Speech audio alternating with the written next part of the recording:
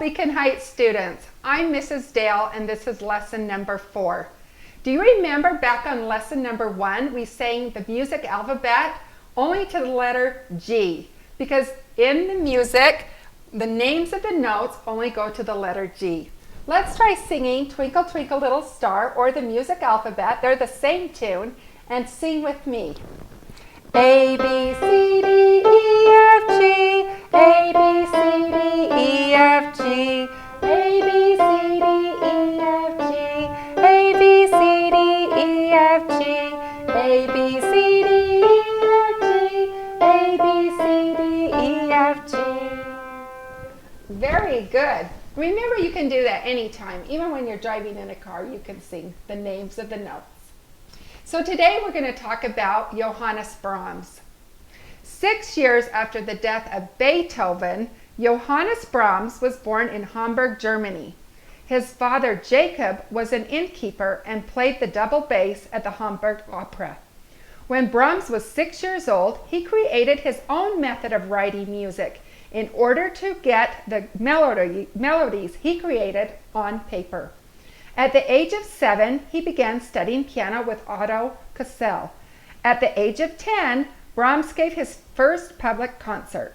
Also at age 10, he began piano lessons with Edward Markson.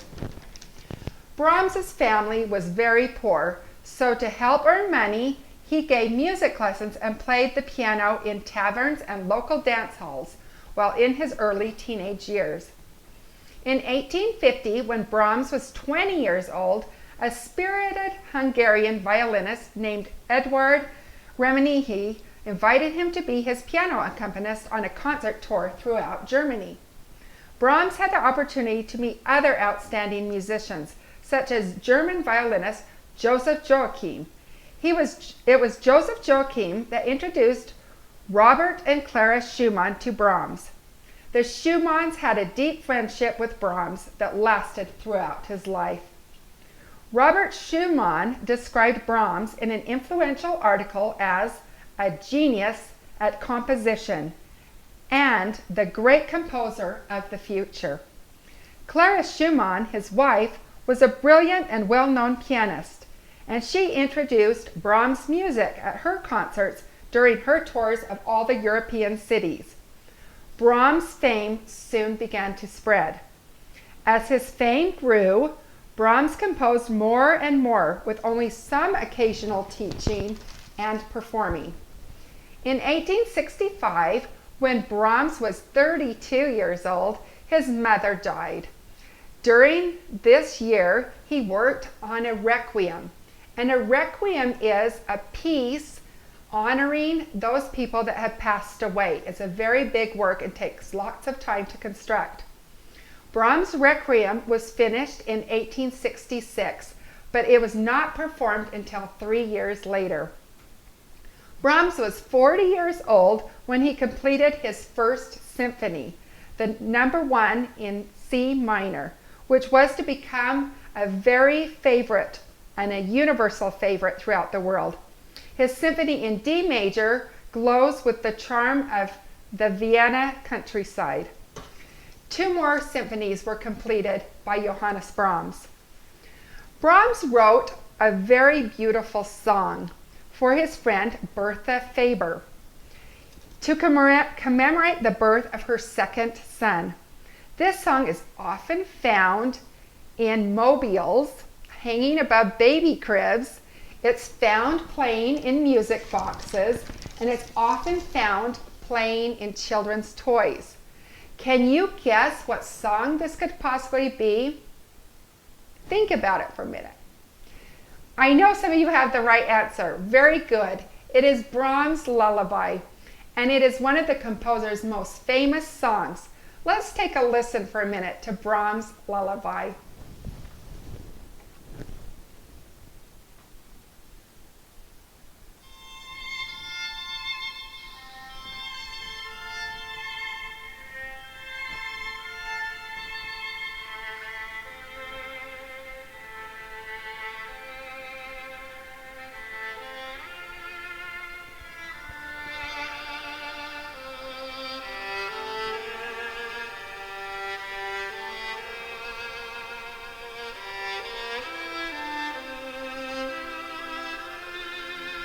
So beautiful. You might even be getting sleepy right now. The beautiful violins.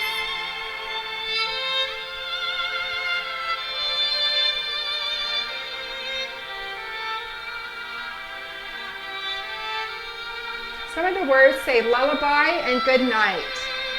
Maybe some of your moms and dads have sung that to you before turning out the lights.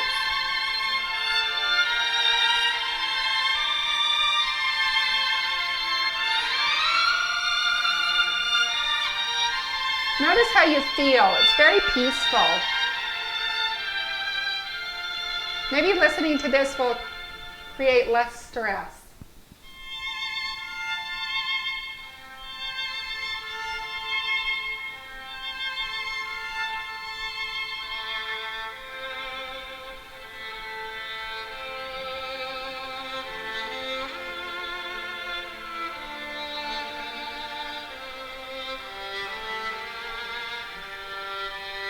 Maybe you're counting sheep while you're listening to this.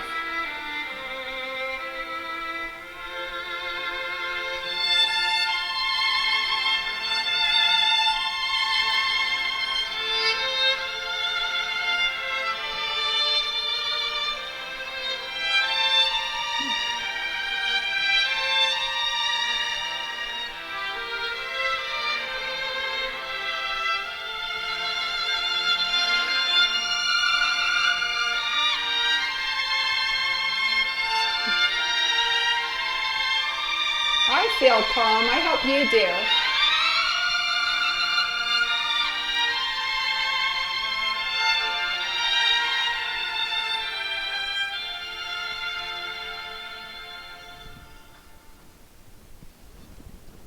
Thank you for listening. So that's Brahms. Anytime you hear that, just remember you heard it here. Now I would like to read Brahms from Famous Children. And again, this book is written by Anne Racklin. Take a look how Brahms is spelled. B-R-A-H-M-S. Johannes Brahms. Tin soldiers were the only toys Johannes Brahms had. They lay in a box on the floor, but he kept his precious flute under his pillow. It was 1839. Johannes lived with his brother and sister and father and mother in 3 rooms in a tall wooden house in the ancient German city of Hamburg. They were very poor and shared their house with many other families. One morning, the sound of music woke Johannes. From his window, he could see Fritz, the organ grinder, coming down the street. All the neighborhood children came running out to listen to the catchy tunes of the barrel organ. Fritz's pet monkey danced in time to the music and took coins from the children to give to his master. Johannes threw on his clothes and dashed downstairs to join the fun. When the music was over, Johannes raced back up the stairs. Leaping into bed, he took his flute from under the pillow and began to play all the tunes that he had heard on the barrel organ. Just listen, Jacob, said his mother. He hears a tune and he can play it immediately. Yes, said Mr. Brahms. Soon he will be able to play his flute and violin for the sailors on the waterfront. That'll bring in some extra money. Mrs. Brahms sighed. Her husband worked hard but earned only a few pennies, playing the double bass in cafes and inns. There was never enough money, but Mrs. Brahms did not like the thought of her little boy playing for rough sailors in those noisy inns at the harbor. After all, he was only 6. Johannes's father came to the bedroom door. That was very good, Johannes. Would you like to play your flute for one of my musician friends? Is he the one who has a piano, Father? Do you think he'll let me try it? His father frowned. No, I do not, he answered sternly. Forget the piano, Johannes. Pianos are for rich people. At his house, Father's friends smiled kindly at Johannes, but Johannes was not looking. He was staring at the piano. He walked quietly over to it while the 2 men were talking. He was just lifting up his hands to touch the keys when his father's voice rang out. Come away from there, Johannes. It's time to play your flute. The last note died away, and Johannes looked at his father's friend. "Your boy is very musical, Jacob," he said. "He should have lessons." "How would I pay?" cried Mr. Brahms. "I have barely enough money for food." Johannes tiptoed towards the piano again. "Come away," his father sounded angry. "He can't do any harm, Jacob. Look at the keys, Johannes. I will tell you the names of the notes." "No need, sir," replied Johannes. "I can tell all the notes when I hear them." The two men stared at each other. Could this be true? Mr. Brahms turned Johannes around so that his back was to the piano. His friend played a note. "F," said Johannes. They tried another key. "B flat," said Johannes, without hesitating. "Your son has perfect pitch, Jacob. It is a rare gift. You must take him to see Otto Kossel at once. He is a fine teacher. He will know what is best for Johannes." "There's no way," said Jacob to his wife. "We just can't afford music lessons." Mrs. Brahms looked thoughtful. "It's a shame, Jacob. He thinks only of the piano. Take him to Mr. Kossel. See what he has to say." "Your son is 7, you say?" Mr. Kossel stroked his chin. "Well, Johannes Brahms, would you like me to teach you how to play the piano?" Johannes could not believe his ears. "But we have no money, sir," cried Johannes. "No piano either." "Johannes is very gifted," said Mr. Kossel. "I will not charge for the lessons, and he can practice here, but he must never play in public without my permission." Johannes was in bed. His nose twitched. What was that strange smell? Smoke. He ran to the window. A big cloud of black smoke hung over the roof of the houses in the distance. Then a burst of flames lit up the early morning sky. The Great Fire of Hamburg in 1842 raged for 3 whole days. Johannes couldn't get to Mr. Kossel's house for his music lessons. No matter which street he tried, the fire blocked his path. "I haven't tried this way," said Johannes, and began walking down a narrow alley. Suddenly he saw a sign, "Baumgarten and Heinz, Piano Factory." The door was open, so he went inside. "Who have we here?" It was the deep voice of Mr. Baumgarten, the owner of the factory. Johannes was scared. "My name is Johannes Brahms, sir." "Do you play the piano, Johannes Brahms?" asked Mr. Baumgarten. "Yes, but we don't have one at home," replied Johannes. "Let me hear you play," said Mr. Baumgarten.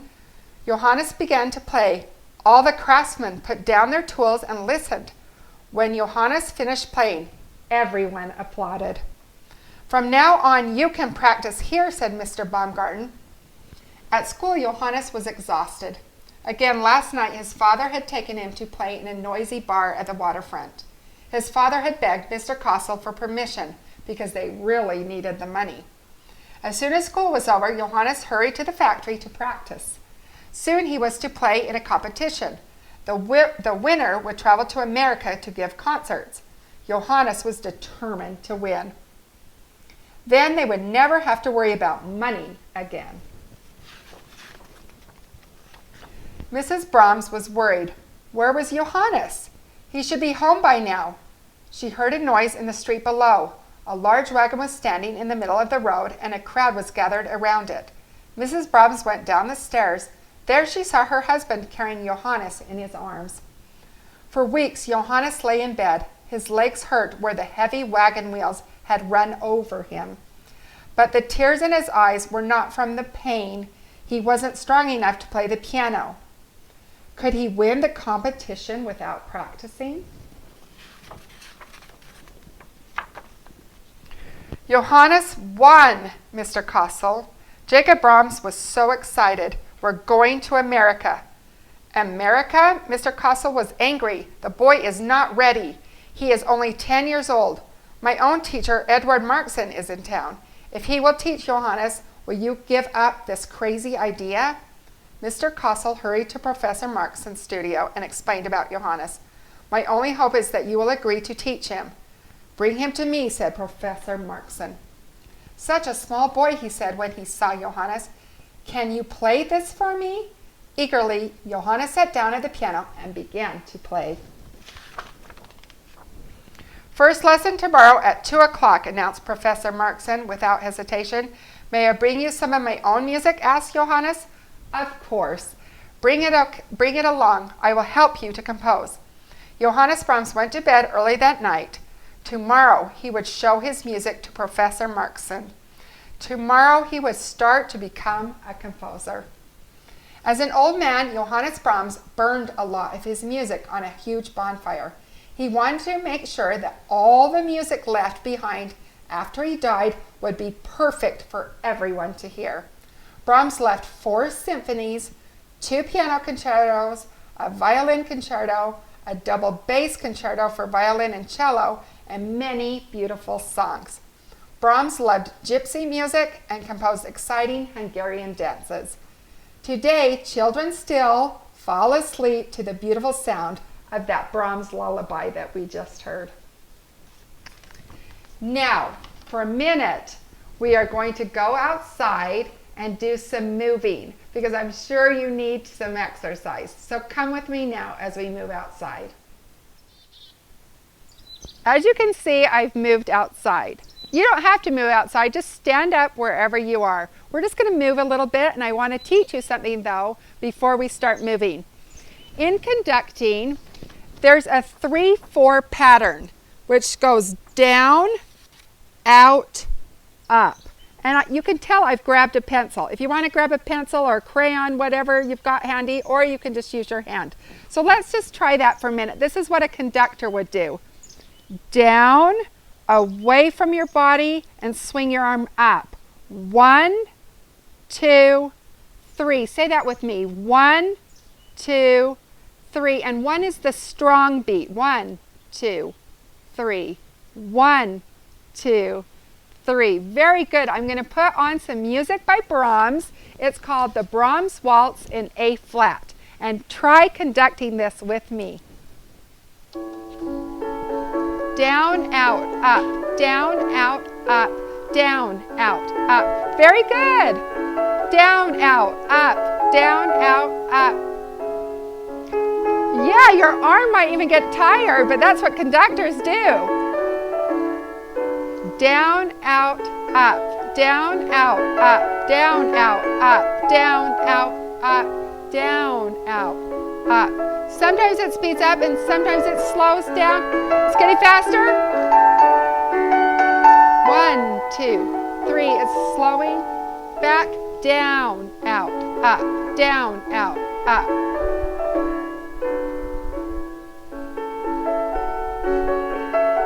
2, 3. 1, 2, 3. 1, 2, 3. 1, 2, 3. It's getting bigger. 2, 3. 1, 2, 3. 1, 2, 3. That's it.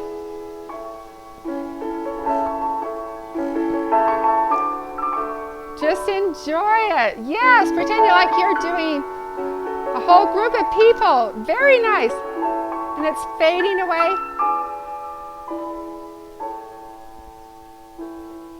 The end. Very, very nice. Okay, now we're going to get up and move. If you remember from last time, we did some moving. So I'm going to play this exact song, Brahms Waltz. And a waltz, by the way, is a dance. It's a dance for 2 people, and it's when they spin all over the dance floor, and it's in 3/4 time. And I've showed you how to count to 3. So here we go. Move with me. Follow my hand movements.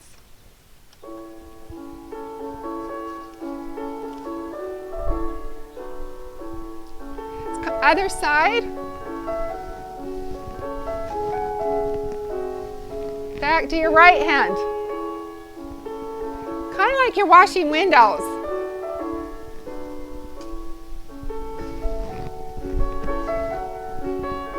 Very good. Now hands facing down, your palms are down like you're swimming. And then burst above your head. Let your hands float down. Wash the windows again. 2, 3, 4. Draw 4 circles, other side.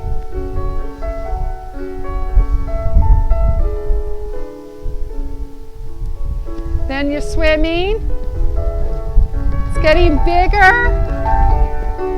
And it bursts. Let your hands float down. One more time.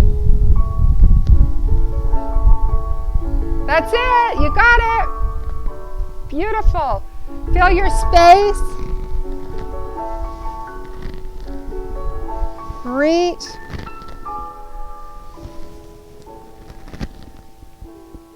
Very good. I hope you've enjoyed the music from Johannes Brahms. He's one of my favorite composers. Johannes Brahms died on April 3rd, 1857 of liver cancer, but the world continues to enjoy his beautiful music. Until next time, take care.